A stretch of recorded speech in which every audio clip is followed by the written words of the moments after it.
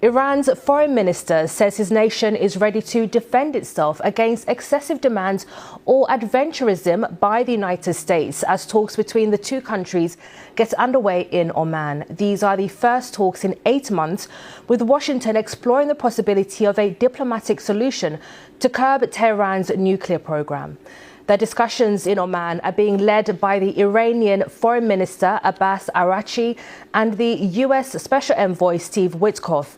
It's taken days of difficult and delicate diplomacy to get them to happen at all. It comes after a US military buildup in the Middle East in response to Iran's violent repression of nationwide anti-government protests last month, which human rights groups say killed thousands of people.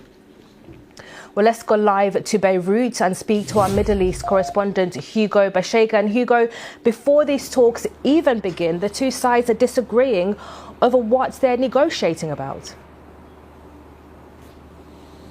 Exactly, and I think it really shows the huge gap between the positions of the Iranians and the Americans. The Americans were saying that, look, these talks need to focus not only on the issue over Iran's nuclear program, but also on Iran's ballistic missiles and Iran's support for proxies in the region, such as Hamas, militias in Iraq, the Houthis in Yemen, and obviously Hezbollah here in Lebanon. But the Iranians said that the talks would only focus on the nuclear program. So we still don't know whether these differences have been resolved. Iranian officials have been saying that they are willing to make concessions, that they are flexible when it comes to discussions about the country's nuclear program. But they say that they are not going to discuss any kind of limits to its ballistic missiles. They say that these demands by the Americans are unacceptable and a breach of the country's sovereignty. So I think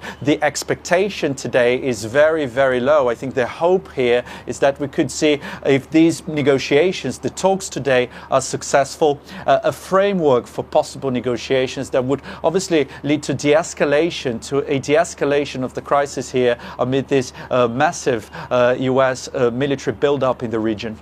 Hugo, I want to ask you about the view there in Beirut. Of course, Iran has interests in Lebanon. It supports Hezbollah there. How are people in the region feeling about these tensions? Yeah, I think the talks today are being seen by many as a last opportunity to prevent a military attack by the US on Iran. For the Iranians, obviously, the talks are crucial to keep this diplomatic possibility open to avert a military strike on the country. And I think for President Trump, this could offer an off-ramp from his military threats. He has obviously threatened to strike Iran if no deal is reached, if the country doesn't accept his demands. There has been this huge military build-up in the Middle East in response to the violent crackdown of those anti-government demonstrations that happened across Iran last month. And across the region, there has been a lot of concern that any kind of military attack on Iran could lead to chaos inside the country, but also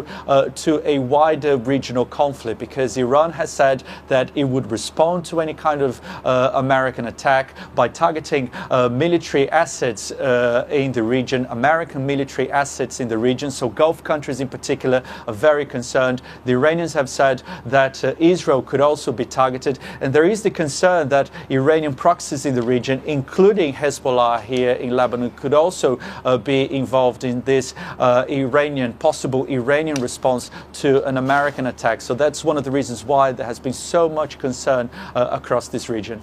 Hugo, thank you. That's our Middle East correspondent, Hugo Bashega in Beirut there.